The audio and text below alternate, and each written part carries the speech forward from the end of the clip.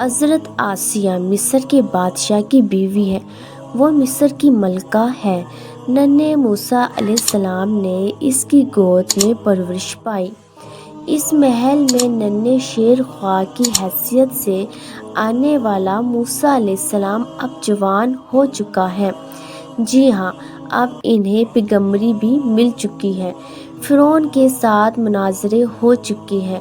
جادوگروں کے ساتھ حضرت موسیٰ علیہ السلام کا مقابلہ ہو چکا ہے۔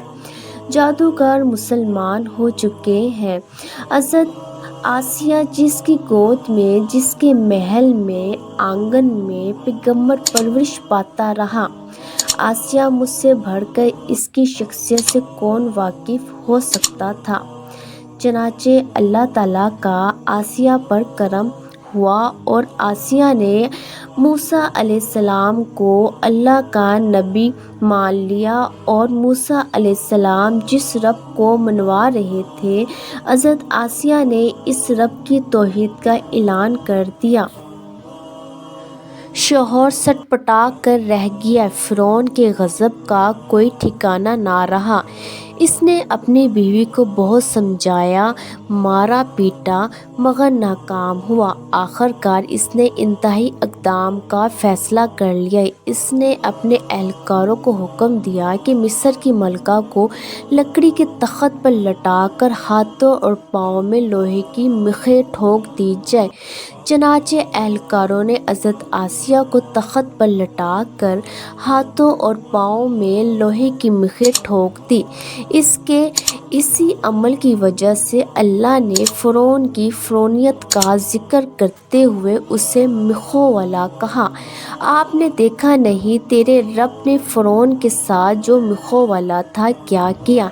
اس پر بس نہیں، ظالم فرعون کے حکم پر حضرت آسیہ کو تپتے ریگستان کی دھوپ میں پھینک دیا گیا۔ فرعون دوڑا کرتا اور کہتا کہ اب بھی باز آ جا، محلات کی شاہی زندگی تیری منتظر ہے، مگر آسیہ پر اس کا کوئی اثر نہ ہوتا۔ اثر کیسے ہوتا؟ جب حضرت یہ سنگین اور ناقابل برداشت ظلم ہوا تو اللہ کی مدد شامل حال ہو گئی آسیہ کے ساتھ۔ یہ چنانچہ جب فرعون اور اس کے کارندے حضرت آسیہ سے الگ ہوتے تو سخت دھوپ میں حضرت آسیہ پر فرشتے اپنے پروں کا سایہ کر دیتے۔ امام ابو یعلی اپنی حدیث کی کتاب المسند میں یہ روایت حضرت ابو ہریرہ یعنی اللہ کے واسطے سے لائے ہیں کہ جب حضرت آسیہ نے اپنے رب کریم کی طرف سے اپنے پر یہ کرم دیکھا تو انہوں نے اس مصیبت کی گھڑی میں اپنے رب کو پکارا اور کہا، میرے پروردگار، میرے لیے اپنے پاس جنت میں ایک محل بنا اور مجھے فرعون اور اس کے اہلکاروں سے نجات عطا فرما اور ان ظالم لوگوں سے میری جان کی خلاصی کرا۔ حضرت ابو ہریرہ یعنی اللہ سے مروی ہے کہ اللہ نے جنت میں آسیہ کو اس کا محل دکھلا دیا۔ اللہ تبارک و تعالیٰ نے حضرت آسیہ کی فریاد کو سن لیا۔ ان کی روح مٹی سے بنے ہوئے گوشت کے پنجرے سے آزاد ہو گئی اور سیدھی اللہ کے پروت جنت الفردوس کے محل میں جا پہنچی۔